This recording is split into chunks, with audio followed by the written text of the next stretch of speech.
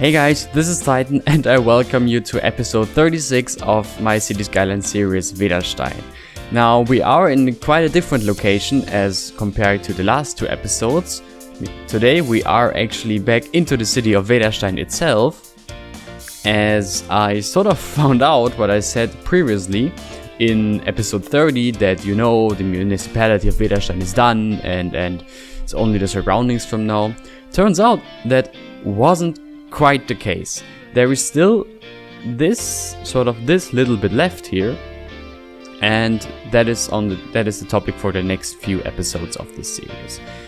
Plan for today is about this area here, and here I would like to do some overall more or less generic housing that slowly transitions into the countryside behind it. But the sort of highlight for today and for this episode, and also as you see the name of the episode, will be an old disused tram depot somewhere here that I have in mind sort of got reused for a small shopping mall. So that's a schedule for today, and I will catch you in just a few seconds in the time-lapse part for this episode. So we start this part with the river that sort of connects the area, or that sort of interconnects the whole area we are going to build today with the area and with the build for the next episode, as well as the sort of rest of the city. And again, I'm starting here with some heavy node controller things, and I can't stress it enough. The possibilities you gain when using node controller, and especially when combining node controller with terraforming networks, are endless. You already saw it here. I again am using node controller for embankments on terraforming networks, and it just works wonderfully. So for the first part of this episode now, what we are going to do is build and detail this river that flows here. Actually, it shouldn't be much more than a small creek, but being Cities Skylines, it's of course rather difficult to make a really small creek that is, maybe 2 meters wide and 30 centimeters deep. So the river got a little bit bigger than I might have liked, but in the end, I think still it'll turn out great, and you'll see that in just a few minutes. In the meantime, here what I'm doing here, and you see it, right next to the train tracks there was this this very steep rock wall, and to sort of spice this whole area up and don't make it too monotonous, my idea was to add this retaining wall next to the train tracks, that sort of, as the name suggests, I guess, that sort of retains the cliff side that is behind or underneath it, which is a detail I very much like to use in combination with train tracks, as it really gives a super nice detail. Moving on now, with McWelshman's river networks, I tried to make an actual small creek, sort of. As I said, the scale of the game, it is really difficult to make actual small creeks, but with the new river networks from McWelshman, it is somewhat possible. You see my way of doing this here. So what I did was, using this river network in a very small one, I actually will update it to a larger one in a few seconds. There you see it. And at the end, or at one end, I made a small lake with a water spawner, and then it really was much fiddling around to getting it work, which for the most part I cut off here. Moving on again to the actual detailing of this river. And so what I'm doing here is just spamming rock props all around it. You can't use too many of them, since if you have some small river like this, they usually are really rocky and very, very shallow, so you always can see the ground, and it's only fitting that there are many small stones and rocks sticking out everywhere. And to just, round the thing up, I also used quite a lot of decals there. I cut the part where I actually placed those decals out, but I used quite a lot of decals at the, like, you know, the standard dirt decals from Ronnie and Avanya at the ground of this creek to show that there's mud and stuff going on, and then, you know, just some plants in the river and many trees lining both sides of the river, which does tons. And you see it now in the mid cinematic, it really seems like a rather small creek or river that is still sort of natural. So I can definitely recommend using this technique here with many rocks and stuff. Moving a bit back in time, let's do the actual part of this, the actual city part of this episode. There already was a road here from the beginning of the map, since this road connects the city to one of the highway interchanges, or highway exits more like. And today we are really like, really incorporating this part of the map into this city. In terms of housing, there really isn't too much of a style difference compared to the rest of the city, meaning I use quite a lot of fine built Euro row houses that are just standard German Gründerzeit houses that you can find all around this map, all around Germany, all around Central Europe really. So there is nothing really special about them, but it's, you know, the usual case of these buildings really give the area the look it's supposed to have. But to further show that the whole city, or the city here, is really transitioning into the surrounding lands, I mix these houses up with my cube houses. So the whole area today starts at the old city gate, and the further away we are from that old city gate, the on the one side the lower these Euro houses become, and on the other side the less dense the development is, meaning I'm slowly transitioning to my own cube houses, which really emphasizes that there's no abrupt stop here, but the city is slowly fading out. A quick detail I wanted to show you here is really just placing some traffic signs or road signs, and placing some small weed trees, weed plants around them, which gives a nice, really nice bit of rundown, used detail, and makes the whole city look less clean. Then there is this sort of curve in the road here, and before I started, I really had to think, what are you going to do with that curve in the road here? Will you just place buildings along it, or will I, you know, make a little square out of it? As you see, I decided for making it little square with this police station to the right now, forming a small focal point here. This really only grew out of the fact that I noticed I need another police station in this city, and I decided to make a little square together with it. Again, you saw me using node controller here to make this road a bit narrower, which again I can totally recommend. As this is a police station, I thought it should have a sort of backyard to park the police cars, and to really not only have a gate there, but to blend this whole backyard and gate in, I decided to use one of Armesto's Lucas houses. I think it's one of those, and deleted basically the whole house except for the archway. And I'm just POing the archway and plopped a PO'd bit of my station shelters on it to have this nice archway that leads to the backyard of the police station. About the square itself, you see it here now, there is not much more to say. I really wanted to have a small square with the focal point of this police station. And to spice it up, I'm just placing a few leaf decals, fallen leaves, a bit of grass, mossy stuff around the trees, and last but not least, a few benches along the key network here. Further up the road, you already see the tram depot to the left, which will be the next part of this episode. Here now the city really transitions into the surrounding lands. As you see, I'm using only cube houses up here. And again, node controller to make that road a little bit smaller. And of course, if you do that, don't forget to delete the parking lanes using traffic manager. Otherwise, it will look rather odd, I might say.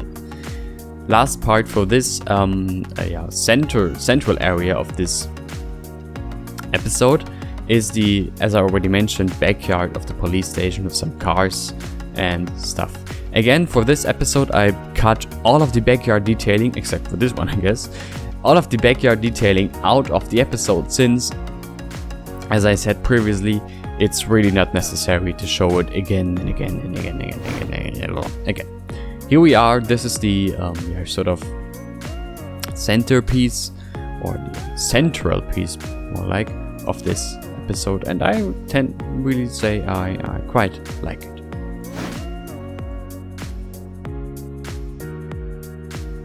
Moving on now, and now really the name-giving object, the name-giving build of this episode, which is the old unused tram depot. Now the base buildings I'm using here are some old trolley depot buildings from the workshop. I fear I forgot who made them, and I'm sorry about that. But if you look for trolley, you should find them very easily. Originally, these buildings are from the US, but they really have a style to them that definitely also fits in this European/German setting we have here.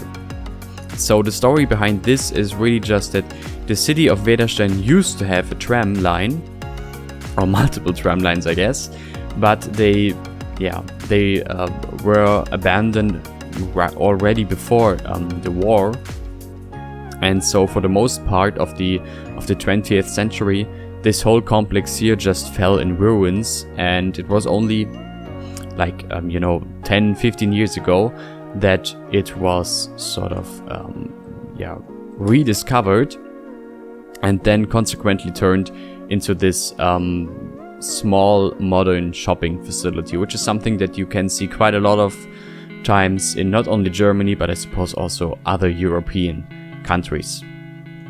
It's really just I think it's just gentrification in the end, but it's I really like that, and it's definitely a better way of doing things as opposed to tearing it down and building some modern apartments or modern shopping district or shopping mall there. The parking spaces really are nothing too special in and on by themselves. They are just the parking lot roads from Bad Idea.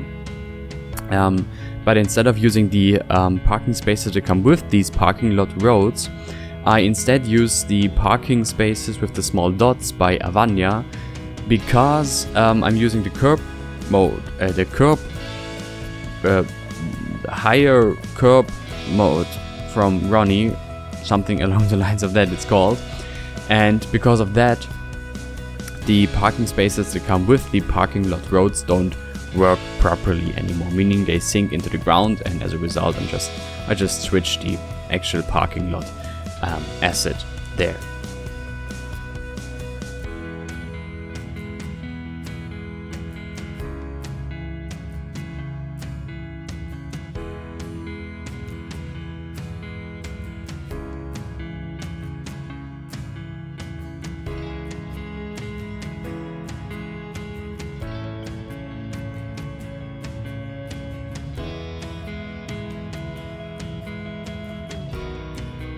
In between these parking lots, it's really just a bit of, a few small trees, a bit of grass, just to make things a bit prettier, I guess. Now, what you can very often see with these sort of facilities are, at least in Germany, the very same brands and the very same stores on every one of these sort of reclaimed industrial things, which are Rewe being a supermarket, Guides being some sort of drugstore, I guess, and DM, which is, I guess, another kind of drugstore. And yeah, I just used these, and again, yeah, to spice it up, a little McDonald's here, to, you know, provide some yeah, and gastronomy stuff to the citizens as well.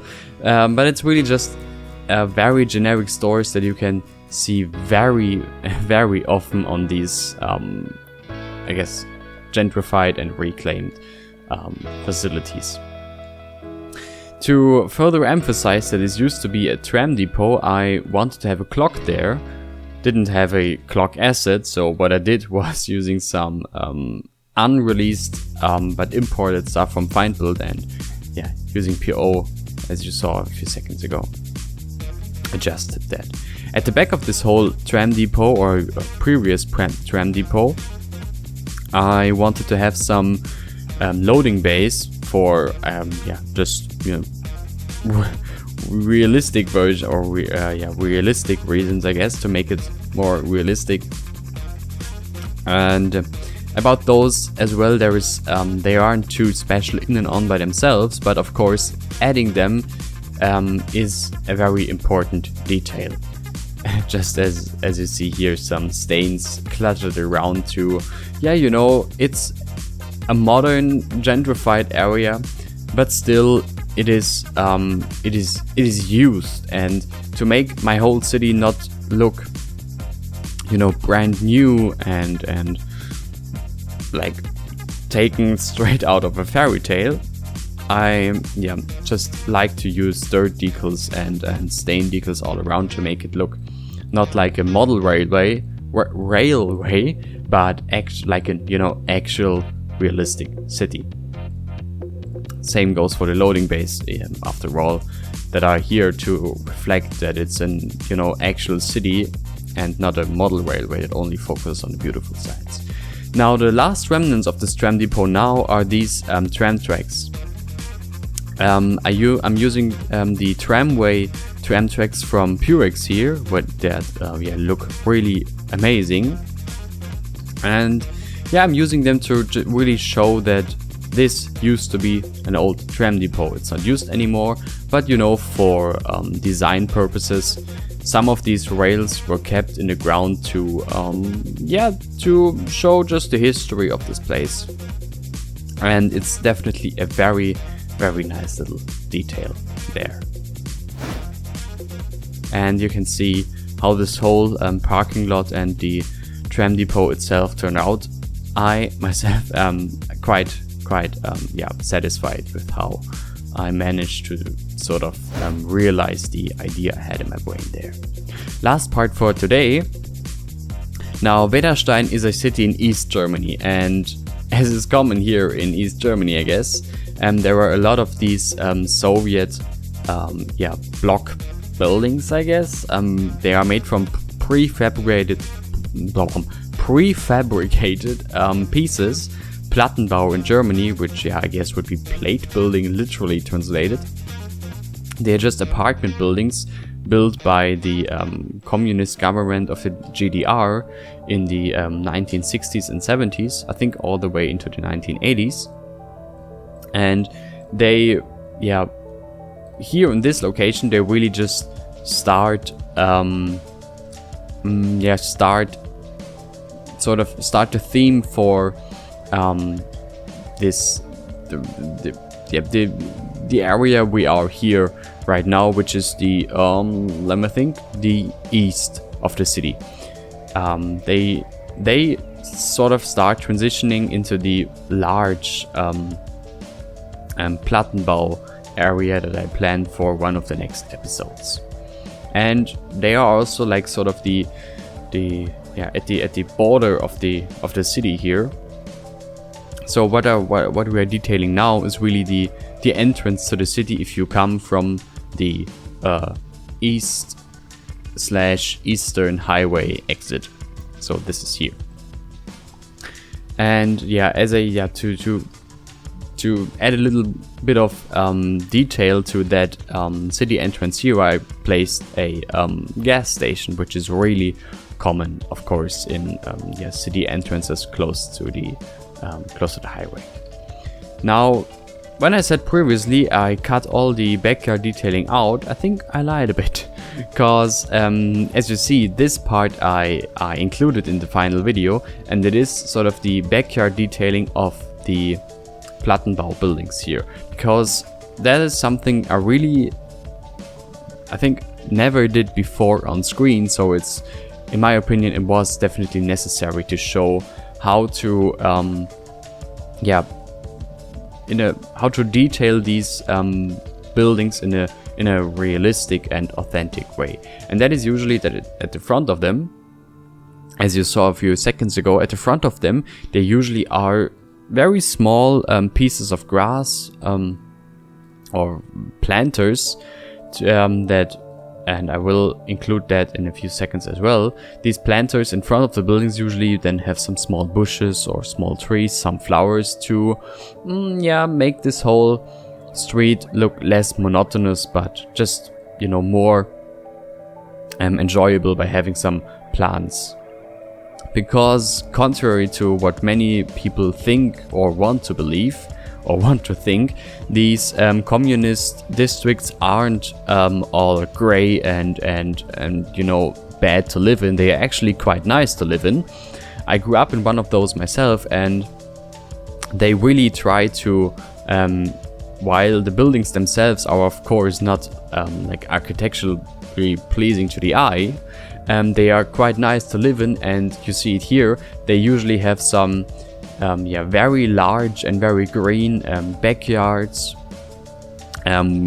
with very extensive clothes hanging or washing lines, very large playgrounds always. And all in all, like, when you live in one of those houses, you always have a park and recreation area right behind you, and that makes these buildings really well to live in. And they are by no means gray and it's all just boring or even sad to look at. No, quite the opposite actually, and I really try to focus on that here.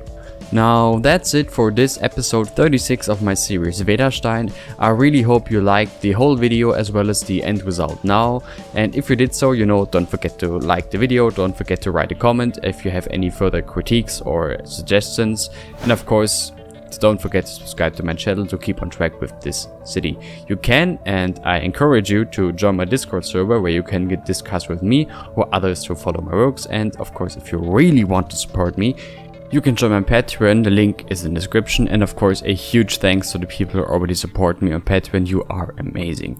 With this before and after shot and the following cinematics, I leave you for now. Thank you for watching, and I'll see you in the next episode. Until then, stay healthy, stay tuned, I'll see you then. Bye.